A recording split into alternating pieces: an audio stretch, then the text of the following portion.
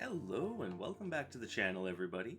My name is Dark Sage Walker, and Zelda Week started off, well, let's just say I faced the firing squad. Those guys are awful.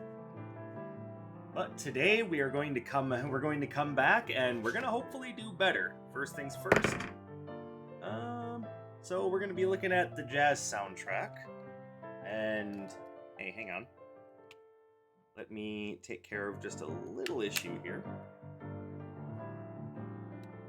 Alright, and we're good.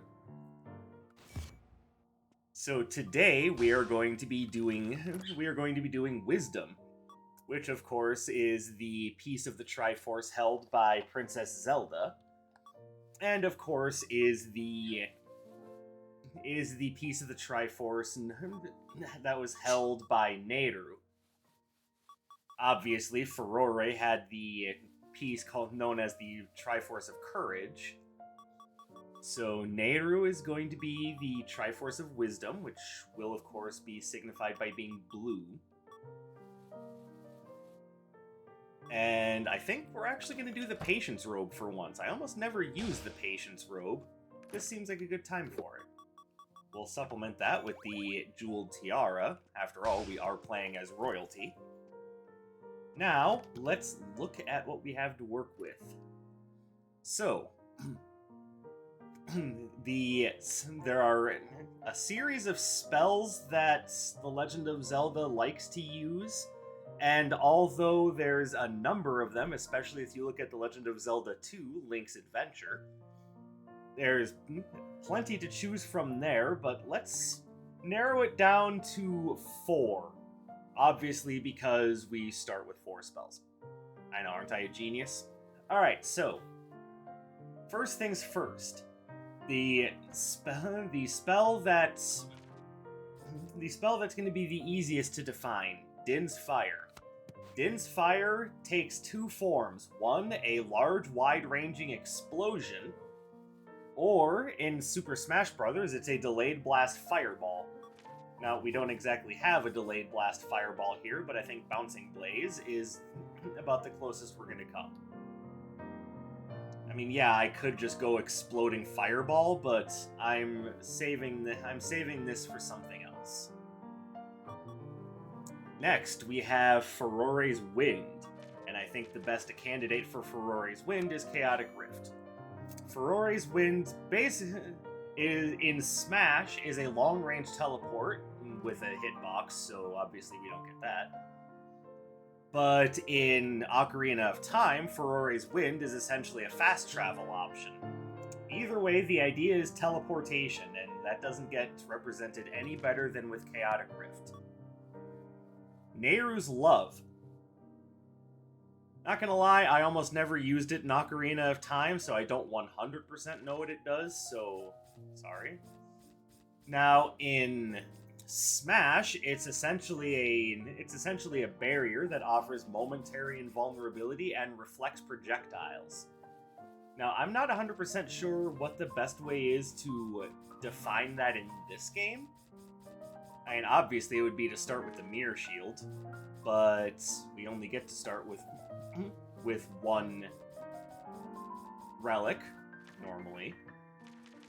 But if I were to pick something that qualifies as something to go with Nehru's Love, I would say probably Tidal Blast is the best representation. Because that does get a shield. Like, it's really difficult because there's nothing that really qualifies for that, but, you know, sometimes you just gotta do what you gotta do. Now, lastly, the 4th spell. And let's be fair, there isn't really anything that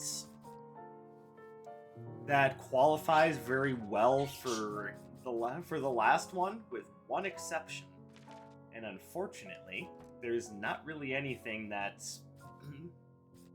symbolizes it very well.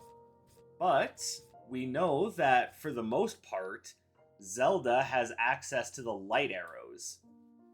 And that's symbolized in Hyrule Warriors with her ultimate attack, when she's using the rapier, where she just summons a big old golden bow and fires essentially a fuck-off laser. Now, we don't have access to that normally. However, there are a few things that are laser-like, such as Aqua Beam and Distortion Beam. Now, I kind of don't want to use either one because they're not exactly representative of light arrows. But if I were to pick one, I would pick Aqua Beam.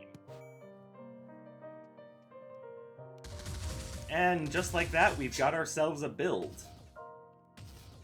Now, obviously, I could do Thundering Chain for the light arrows, but I think this will work out a little bit better.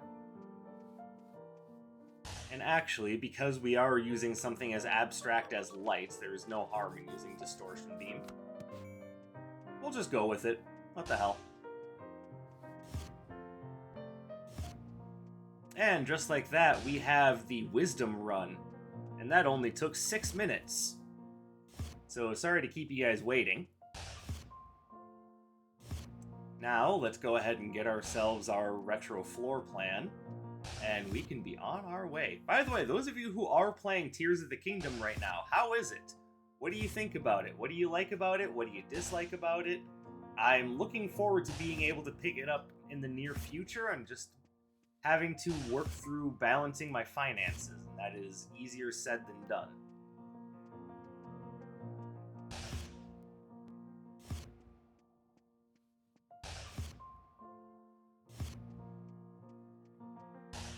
And of course, this is going to take forever and a day.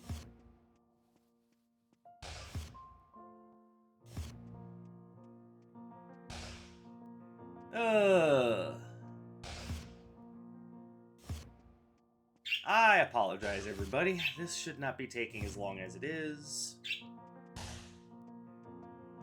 But of course, this is what I signed up for, so...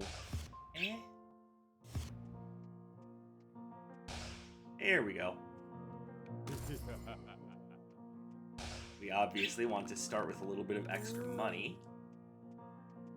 And since we are trying to do the wise thing here, I think... Let's see.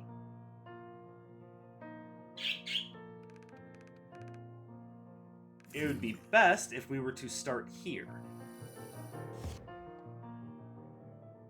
Yeah, that'll work.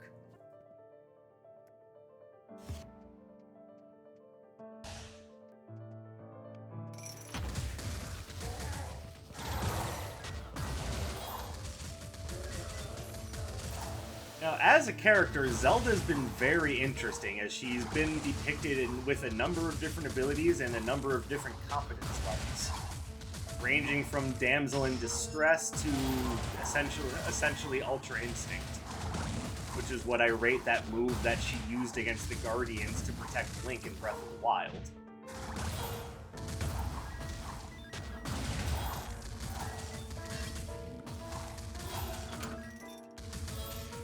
And of course, in Age of Calamity, she could actually be one of the strongest characters in the game.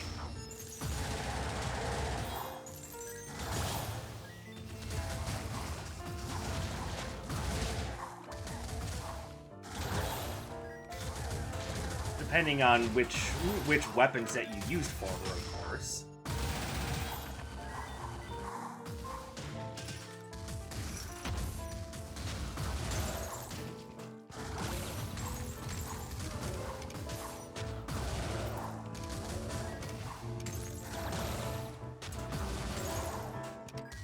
I also think it's weird that even though the Master Cycle was essentially Link's divine beast, so to speak, they gave it to Zelda as a weapon in Age of Calamity. Anyone else find that weird, or do you guys have no idea what I'm talking about?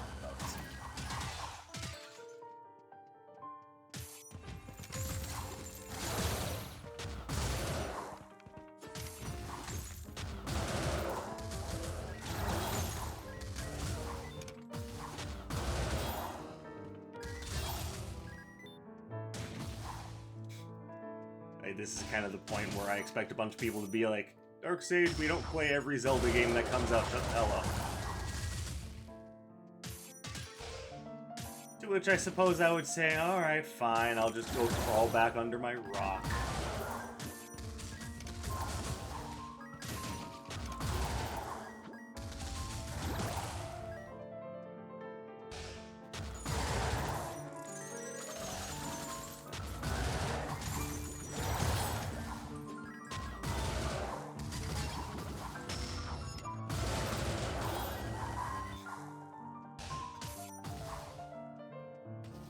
What do we have here?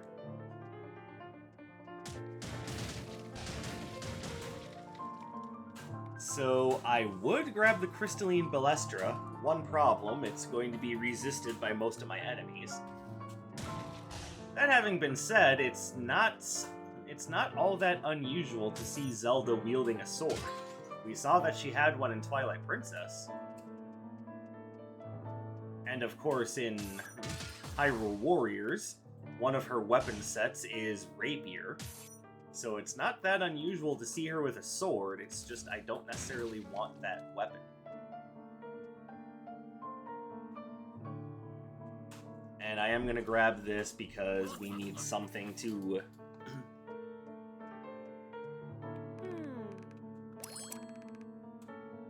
Oh, there we go. That's going to be big. Right, now I kind of feel like I should just go ahead and grab it. Now that we have Shiva's water bottle, and that'll offset some of the damage resistance.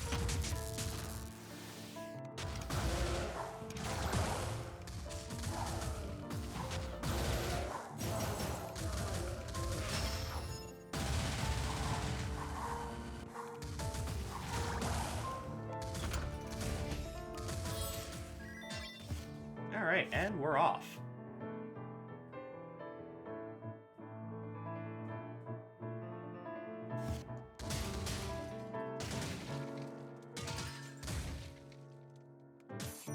Now, one thing I am hoping to see in Tears of the Kingdom is maybe they give us it, even if it's just in a DLC, the ability to actually play as Zelda in a mainline adventure has not happened since, Zelda's adventure on the CDI, and of course Wand of Gamelon also on the CDI. I think it's a little sad that the only times we ever actually get to canonically, well, not canonically, but the only times we actually get to wield the title character is when Zelda was at its worst. Hardly seems fair to me. Zelda deserves more respect than that.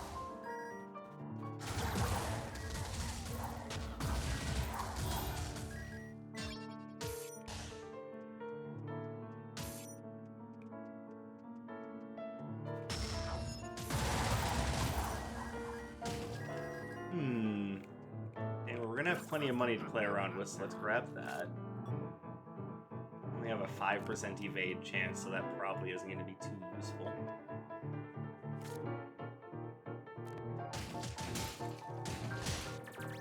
I don't know, I'll have to think about that.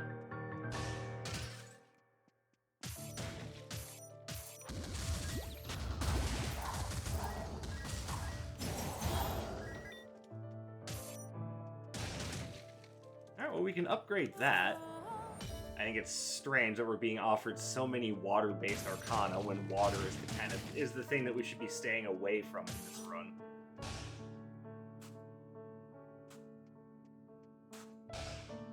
That having been said, with Shiva's water bottle in tow, it might not be a horrible idea, actually.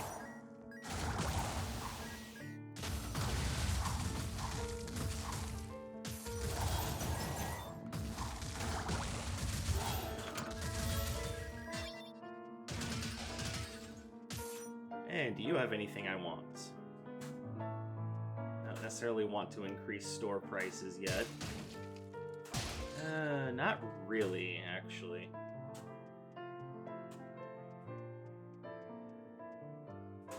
Let's teleport back to the beginning.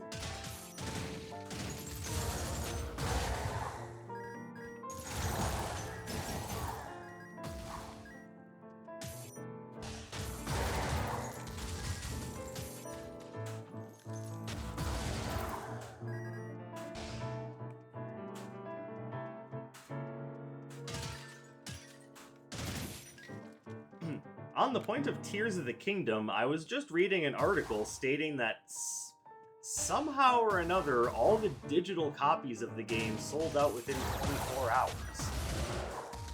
Which leads me to ask, how do you sell out of a digital product?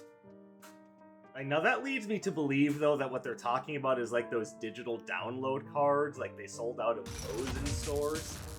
And that I would believe, but I mean, I would still technically call that a physical copy of the game.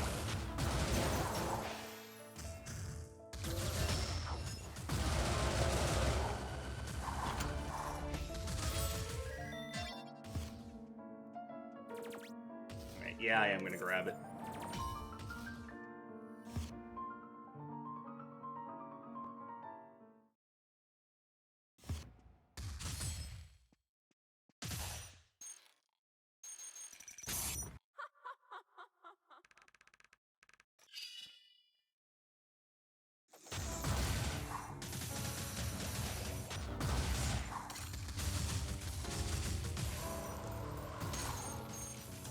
Oh, that almost worked.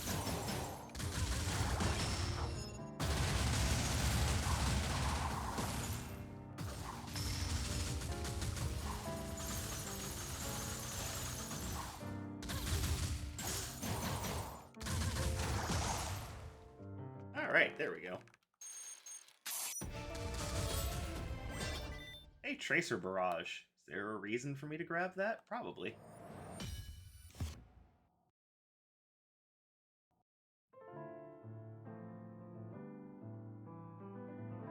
Alright, time to take on the big guy. I'm not super thrilled to be here, but at least it's not level 3.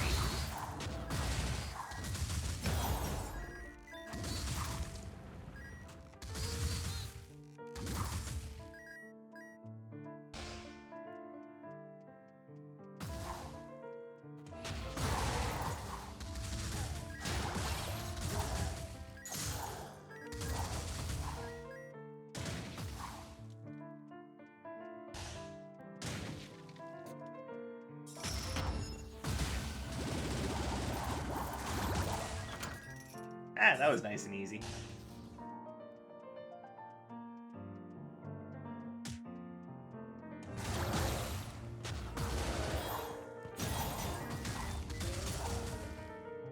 Alright, I have plenty of things that can punch through their mirror shields, so that's a definite bonus.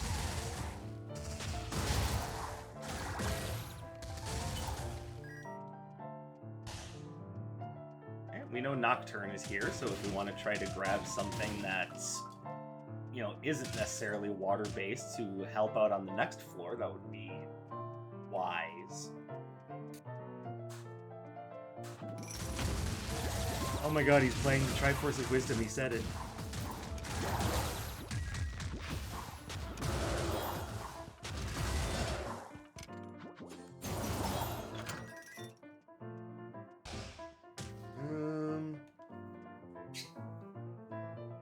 Once again, nothing here that really catches my fancy, but let's grab this. Don't care about that.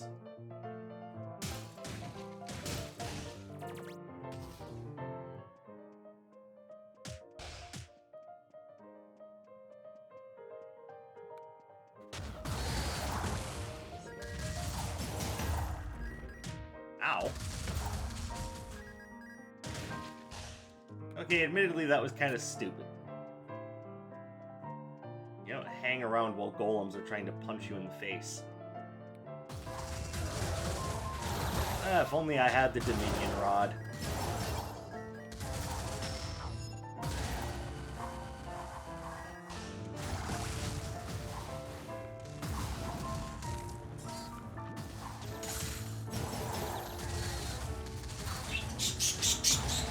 And there goes an excitable bird.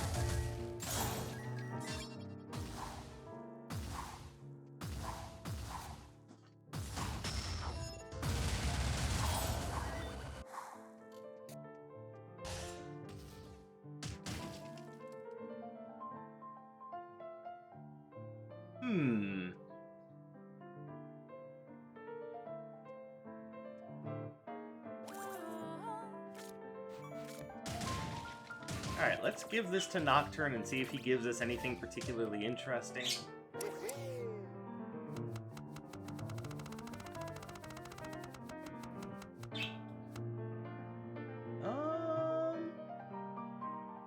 I mean, not really. Nothing that really works well for this build, anyway. I do, however, think I want to grab this.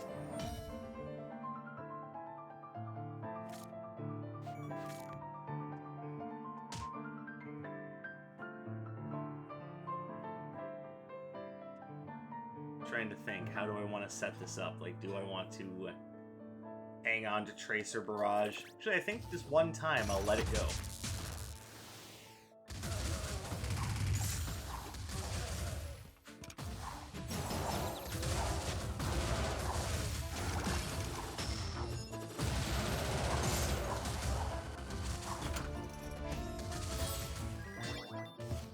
It's not really very Zelda-like to use burn cycles, so I will say no to that.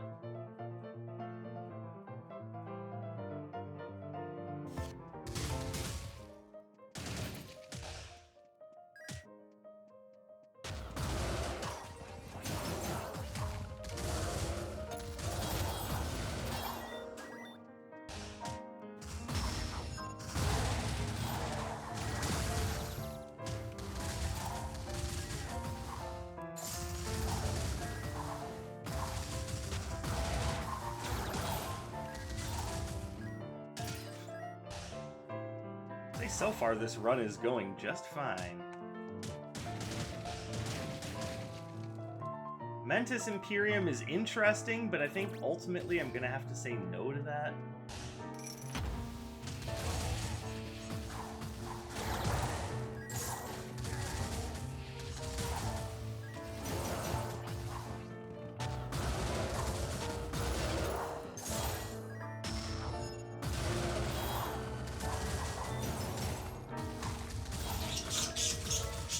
And there's Excited Bird once again.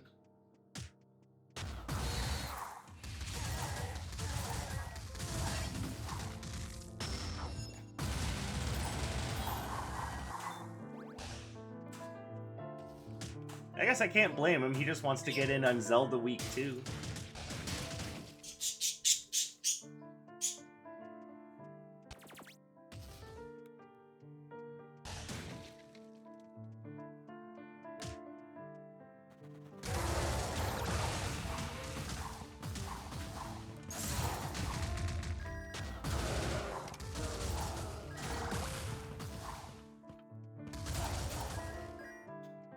And on the point of Zelda Week, let's quick talk about the character suggestions that I've been getting, while being simultaneously embarrassed that I'm getting beat up by ghouls.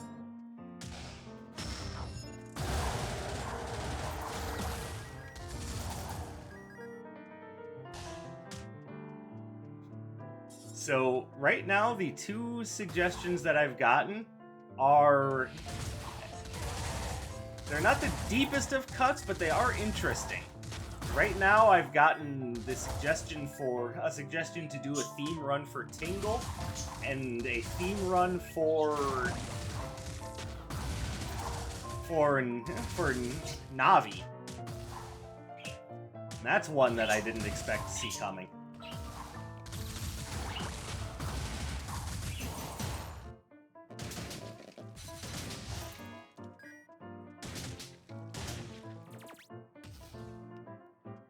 And of all the characters that I know have a fan base out there, she's not one of them.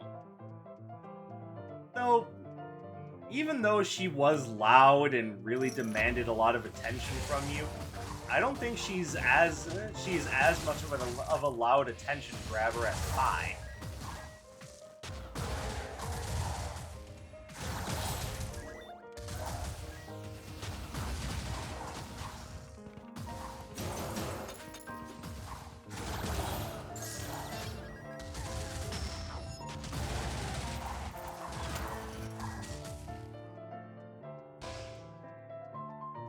And maybe that's just my personal opinion on Fi as a character, honestly, but I don't know. I was never too fond of her.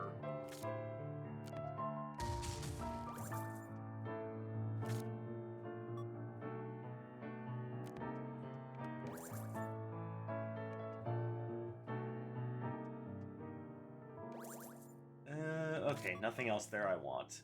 And there will be plenty of things that I can just kind of get rid of later on.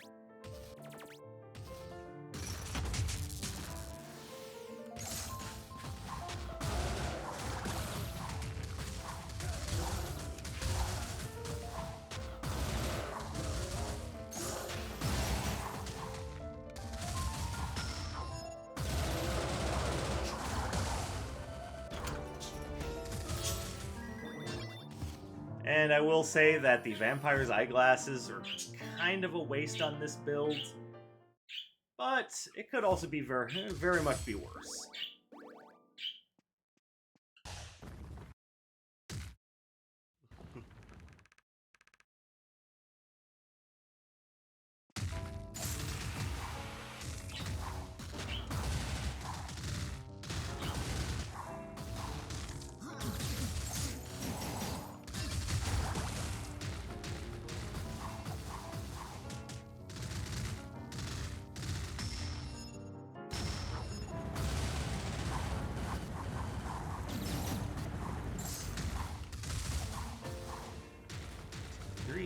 And mace.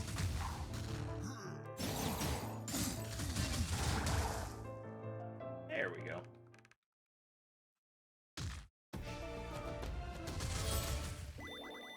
Hello, Earthquake Axe.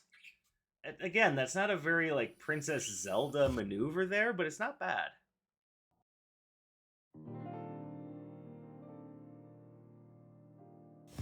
Alright, now let's go ahead and use this.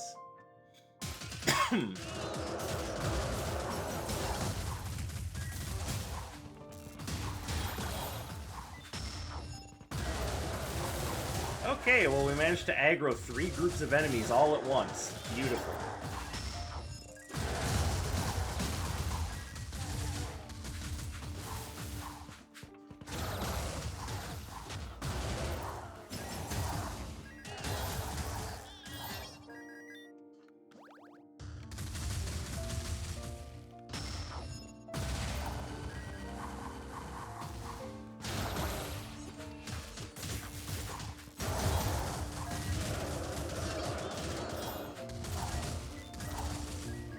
Okay, this is going poorly. I need to stop being so reckless.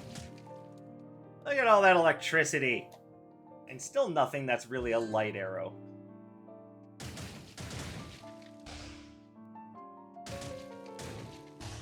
I mean, yeah, you could argue ball lightning, I guess, but I don't know, because ball lightning only ever hits one enemy at a time, and I play with the retro floor plan active, I don't use it all that often.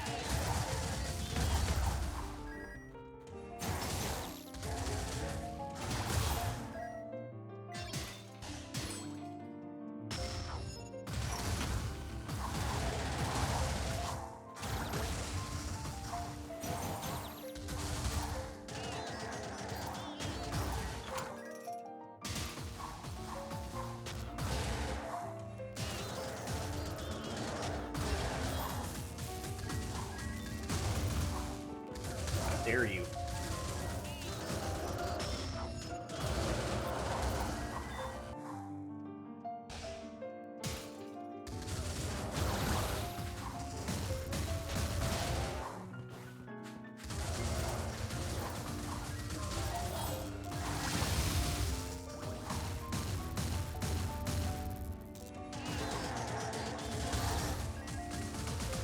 Oh, there's something that could be a light arrow. That's not bad.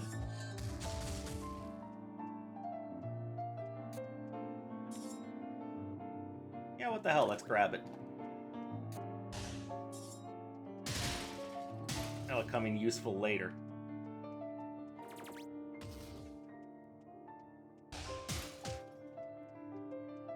Now I also know that Zelda isn't the only royalty in the game. Or in the lore, I should say. Even though she's the only one that ever gets prominently featured, she is far from the only royal. There's also the King of Hyrule, who shows up in both Breath of the Wild and actually in Wind Waker. In Wind Waker, he's the boat. The King of Red Lions is actually King Rome of Hyrule. And you can actually play as him in Age of Calamity, where he's... I mean, spoilers for those who haven't played past the first hour of Breath of the Wild, but the old man is King Rome.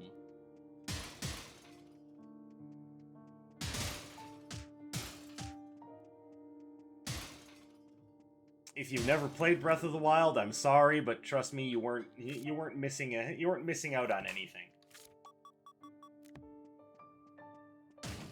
All right, before I start cycling through relics, where is our red portal? I want to see who's there.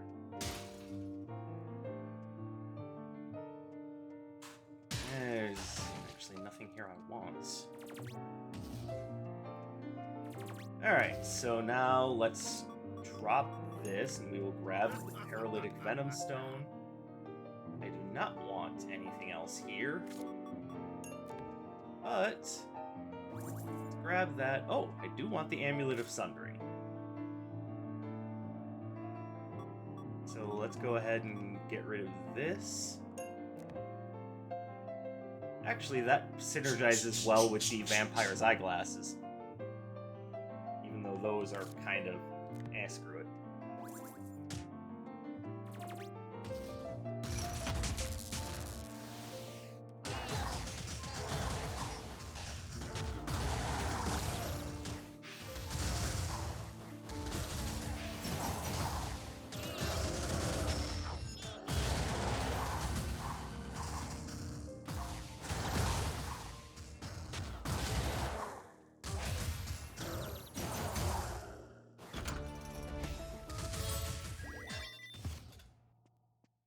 Alright, not bad so far. We have to play it a little bit more carefully. We can't afford to be taking another 344 damage.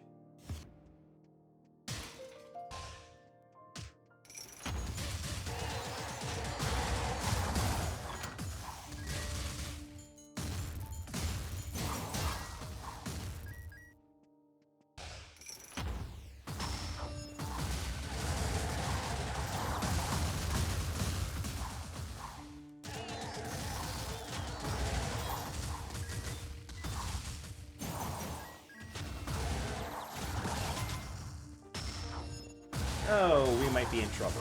Again.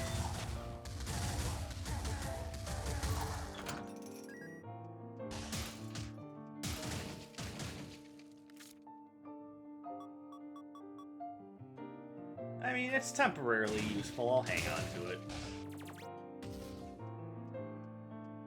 At least for now.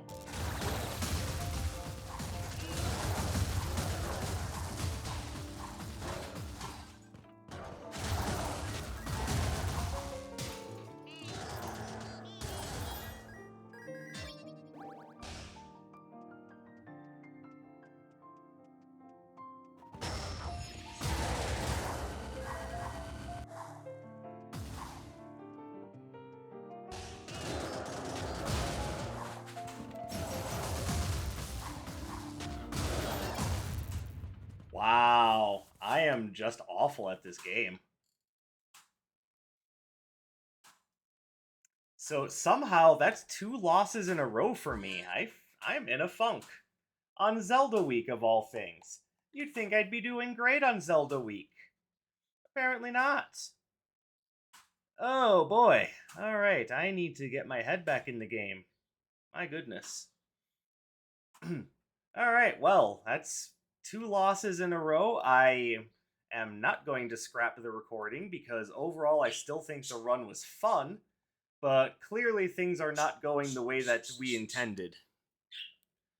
So right now, Ganondorf, Majora, and Sia are winning. We can't allow that. We can't allow the forces of evil to take over Hyrule.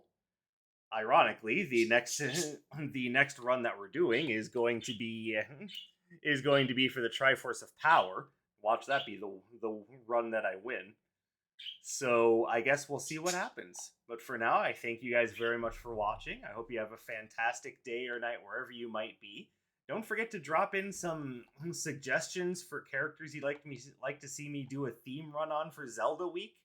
And I will catch you guys in the next one. You guys all take care of yourselves. My name is Dark Sage Walker, and I will be seeing you.